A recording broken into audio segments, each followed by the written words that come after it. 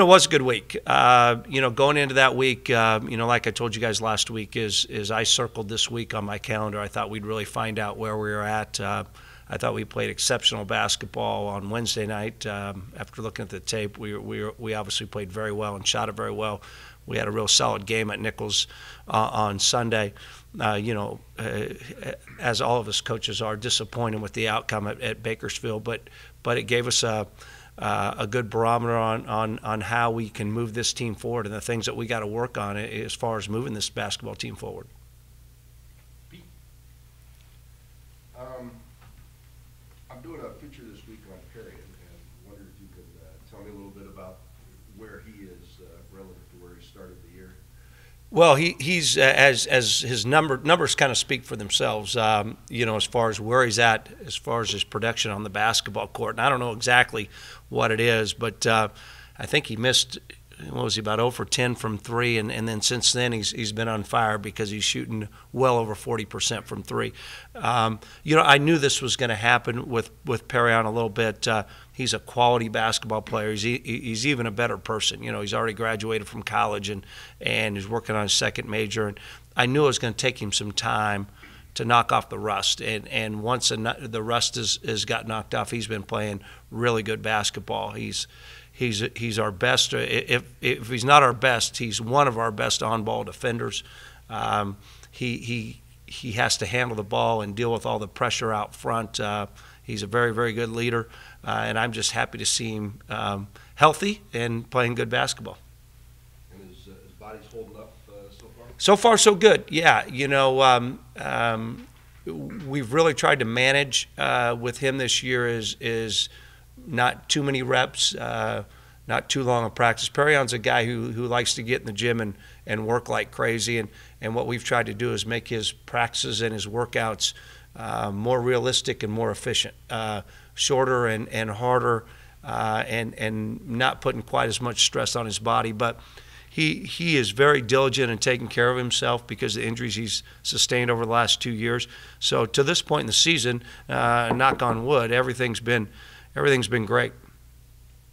And having him healthy and back to the top of his game, what does that give you in terms of flexibility with what you can do with your team and your rotations? Well, it gives me a lot of flexibility. Number one is Perion's been in this program 5 years, and he knows what we expect on a daily basis. He knows how to run our basketball team. He's a very good leader. And so that gives me as a coach a lot of stability, and I know what I'm going to get every day at practice and pretty much every game out. P's going to bring it, and so that always, as a basketball coach, makes you feel comfortable. He gives us some flexibility as far as he can guard multiple positions out on that court. There was times that we will move him off the ball a little bit to guard some of the other team's better shooters or better players, and so he gives us great flexibility there. And the thing that I think we missed most last year, Perion, is his ability to rebound. For a 6'2" guard, he's an exceptional rebounder for a guy in his position. Well, like I tell our guys all the time, Simon Fraser is a big game because it's a big game because we're in it. And we will approach Simon Fraser just like we approached Washington State or whoever else. We will do our normal scouting reports and preparation, and I haven't watched him much to this point with finals and the stuff that we've had going on. We'll get into them hot and heavy tomorrow. But what I expect to see is what I always expect to see is a team ready to play, a team ready to execute, a team showing people that we deserve to be picked at the top of the Big Sky Conference. Probably won't get to talk to you before the next road trip. Heading out to East Coast or Eastern time zone, a fourth time zone for you guys this year. What do you need to see out of the guys moving forward for that? Well, Western Michigan's obviously a very good basketball team. I haven't watched them on video yet, but I followed them on, stats and their scores, and they're picked to win the MAC, their side of the MAC conference. They're a veteran ball club, a very well-coached ball club. Always a tough place to go play in Kalamazoo a long ways out there. So I'm expecting a heck of a game there. They've had some good wins, and they've played a very, very good schedule to this point in the season. And then we come back across some time zones, as you would say, to play in Boise against Irvine, December 21st at 7 a.m. or 7 p.m. And that'll be a good game. Irvine's picked to win the Big West Conference, and they're a team that you look at their record and say, well, maybe they're not doing quite as good as you expect them to do. But don't be fooled by that. They've played at Kansas State and at Arizona State. They've had a brutal schedule. They're very well coached. They're very big. Their size will give us some problems. I know we'll get a heck of a battle from Irvine down in Boise on that Thursday. Cool. Anything for you, Pete? Yeah, picking up on the Simon Fraser thing a bit, do you feel any kind of responsibility to help those programs, the Simon Frasers, the George Foxes, the LCSCs? Does playing them kind of... Well, it obviously helps them, with the money we're able to pay them to come and play.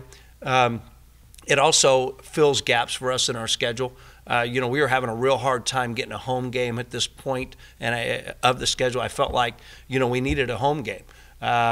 When you look at our schedule, we had a couple in November and we got a couple in December. Moving the Irvine game to Boise, kind of took it out of our home venue. And I think it's important as moving forward and building a program, you got to have some home games, and they fit into our schedule. And I think helping them out money-wise is good, but it's also another opportunity for us to play.